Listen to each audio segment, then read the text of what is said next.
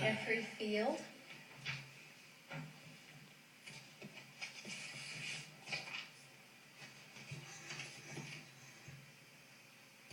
Ladies and gentlemen, I appreciate the opportunity to come before you tonight. My name is Jeffrey Field. I'm a retired elementary school teacher, retired educational assistant, now substituting at the high school level. 3 minutes. I'm going to cut to the bone. I'm going to start with 2 questions.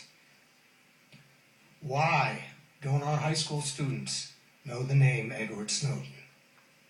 Number 2, why don't they know that the National Security Agency, NSA, is intercepting, collecting, and storing students' private data in violation of the First and Fourth Amendments of the U.S. Constitution? Let me explain. When I returned to substituting this school year, the first thing I did was ask students, who is Edward Snowden? I get a blank look. Out of a class of 25, no one. Maybe after a few weeks, maybe one person. Maybe after a couple of months, maybe 2 people. I found this to be unacceptable. This is your copy.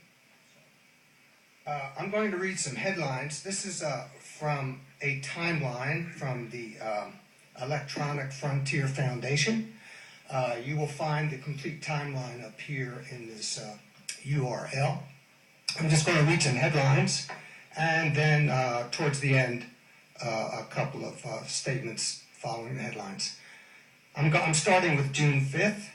Confirmed the NSA is spying on millions of Americans. Today, the Guardian newspaper confirmed what Electronic Frontier Foundation and many others have long claimed. The NSA is conducting widespread, untargeted domestic surveillance on millions of Americans. This includes, but is not limited to, phone records and internet activity. June 5th, secret court order revealing spying of all U.S. Verizon calls leaked. June 6th, PRISM program revealed NSA tapping into internet company systems, mass collecting user data.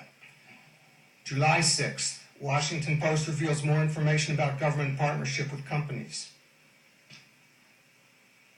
July 11th, Guardian reports on Microsoft's cooperation with U.S. government. August 15th, Washington Post reveals NSA internal audit showing thousands of violations. August 20th, Wall Street Journal reports on upstream collection, key issue in EFF's NSA spying cases. October 14th, Washington Post reveals NSA collects Americans' address books and buddy lists.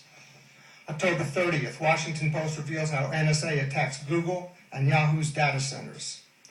November 26th, Huffington Post reveals NSA spied on porn habits.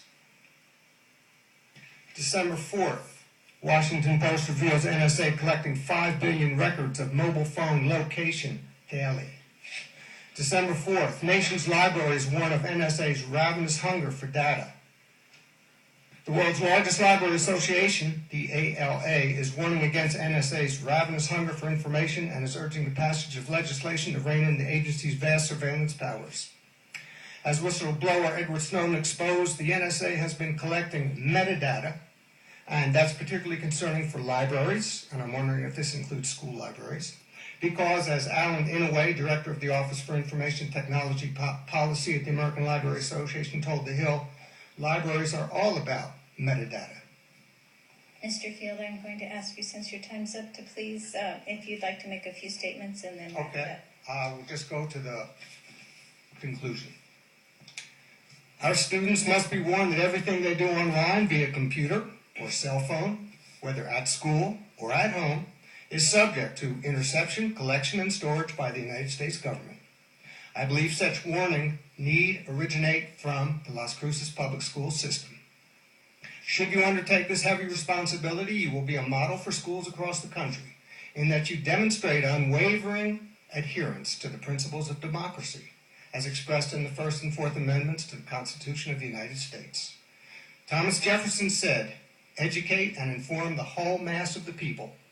They are the only sure reliance for the preservation of our liberty." Thank you.